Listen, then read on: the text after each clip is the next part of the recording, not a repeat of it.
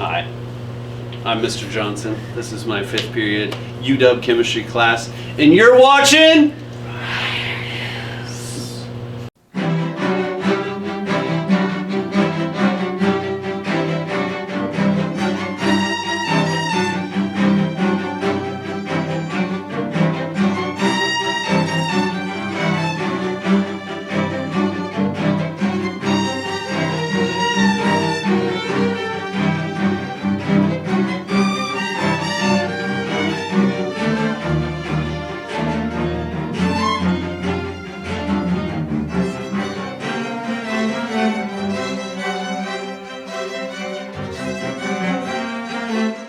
Hello, Rough Riders. Thank you to Mr. Johnson's 5th period for starting us off with Rider News.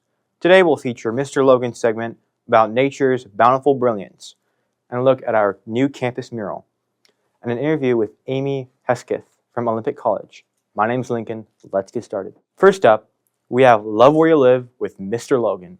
Let's learn more about this great place where we live on the Olympic Peninsula.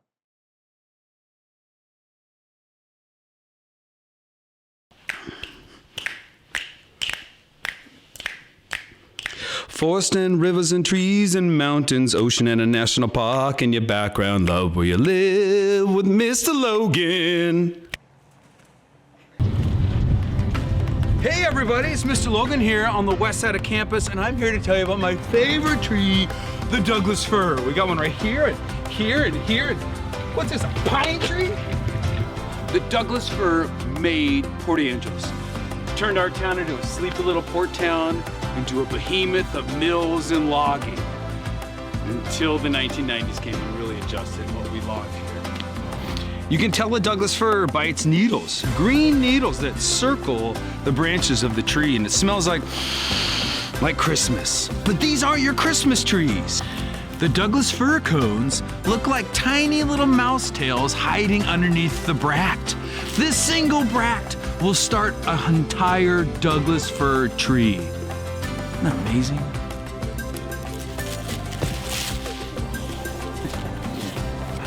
You can tell a Douglas fir tree, it's got this thick gray bark.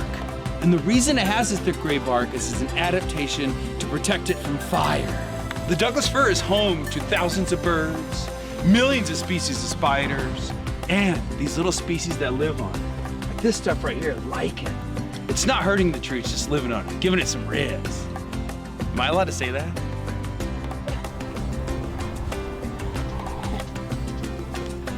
If you look at the inside of a Douglas fir tree, you can tell about its past. As you probably learned, each ring counts for 1 year of the tree's life. Smaller rings where tree didn't grow very big, but these big rings right here, this was its growth era.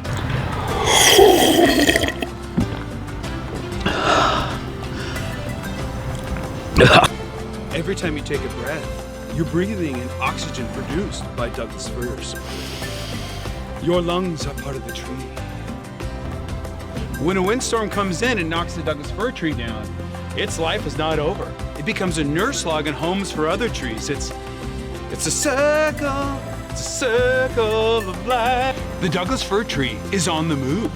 The Douglas fir followed the advance of the last ice age, and as the climate warms due to climate change, the Douglas fir tree must adapt and move north into higher elevations.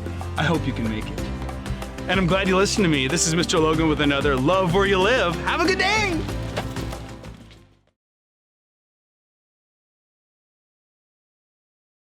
Thank you to Hadley and Caden for providing Rider News with that great feature on Mr. Logan's Loving Where You Live.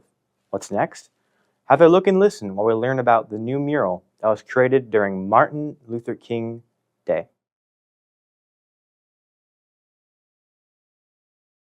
I'm Michelle Gentry. I'm the AmeriCorps Director for the school district.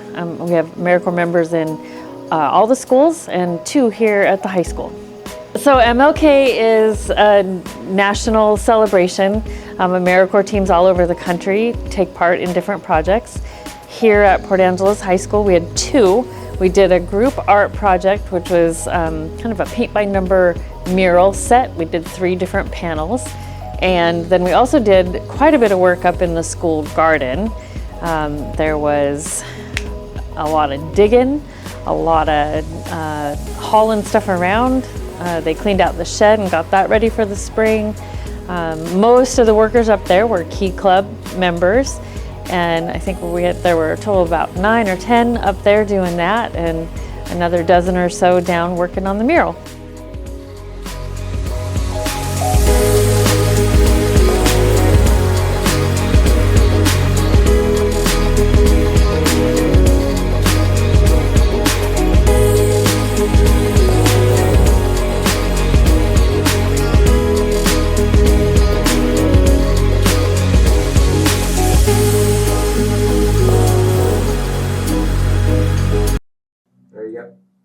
It's great to have some new art around campus to make it more appealing. And thanks to Michelle Gentry for that interview. And lastly, let's listen what Amy Hesketh has to say about Olympic College's really impressive film program and filmmaking here in our local area. Yeah, if you want me to address this first, or you want me to talk, so I'll talk about the program a little bit. So we have an associate's degree and a bachelor's degree in filmmaking at Olympic College, and so you can get a 4-year degree at our college. We have state-of-the-art facilities. We have gear checkout for majors and non-majors. And it's the lowest costing film school in the nation, which is really great. Our classes are really small, they're limited. Our seniors right now are, all of them are making short films that they wrote, produced, and are now directing in this quarter. And so, in their last quarter, they just take a 15-credit class, which is full-time, and they're just making films. So they're out there doing it for real. If we're talking about extracurricular activities now, so we have a really huge film club. It's completely student run. They have their own budget. They get between like $10,000 to $12,000 a year for gear and to make films. And so I think they've made maybe 6 or 7 productions already this year since fall. They are kind of like a studio, really well run, really efficient, and you don't have to be in the film program to be in film club. Students access, it's like a website, right? So if you go to like a gear rental house or something like that, you can look on their website and you can, select the cameras, lighting, movement systems, tripods, sandbags, what have you on there, and then you reserve them for checkout. You go pick them up, you check them out. We have insurance, yay, and you go shoot, and then you bring it back.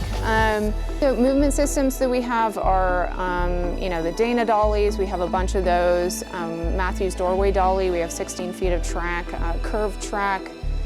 For that, we just have like so much gear. We have tons of different kinds of lights, C-stands, flags, all the things. So one of the things that we have, that's located in Port Townsend is the Jefferson County Filmmakers Collective, and that meets once a month at the Port Townsend Film Festival offices. And so they host that, and a lot of filmmakers get together and network there. And so that's a really great networking opportunity. And occasionally they meet, like farther out, things like that. But, they kind of, because the film festival offices, kind of host the event and provide projection, things like that. A lot of filmmakers take advantage of that. And so you meet a lot of filmmakers. But it's like, who has watched a video today? Anybody? I've watched like 20. Yeah, somebody made those, right? They're making money off of them. So, yeah, feel free to reach out to any of us. All the faculty who work with us are working filmmakers. Some of them are in narrative, others are documentarians. So, we're all approachable, cool people. Great discussion with Professor Hesketh, and we thank them for sharing knowledge and experience about filmmaking. Before we move on, let's send it over to Chloe to learn about this week's poll results. I'm here to tell you about the responses to the QR code. So last week on the QR code, it was, should TikTok be banned? And 78% of people said that no, it shouldn't. So stay tuned for the next QR code, and when you see one, scan it and let us know what you think for the question of the week. Thank you for sharing the results, Chloe. That's it from us at Rider News. Thank you to everyone who helped make this episode possible. Until next time, be well, be kind, study hard, and ride on, Rough Riders.